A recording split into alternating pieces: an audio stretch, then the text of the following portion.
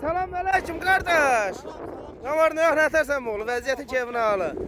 Adam oğlu, eşitimize göre bu sürünü satırsınız. Yani biz de Yani yerden bağlı. Yani bir 300'ün satılacak. neçə baş heyvanlar mı oğlu? 500 baş. 500 baş heyvanlar. Maşallah olsun. Bu ne kadar birinci, ikinci qarnadır? Vay vay vay. Bu nədir belə mi oğlu? Bu nədir? Heh be. Bak. 350 Abi qoy onu yaxından kadr edeyim. Baba. 500 heyvanın 350'si belədir. Bəli. Ay maşallah olsun.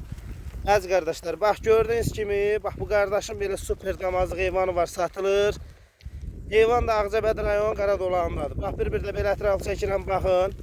Kimlər istəsə inşallah riyanlı müştərilər əlaqə saxlasın. Heyvan kom şəkildə də satılır, seçmə şəkildə də satılır. Qiymətlərdəki razılaşma yolu ilə. Maşallah olsun da qardaşın heyvanlarına söz yoxdur. Allah hər kim alsa ona da dönə-dönə xeyrin versin.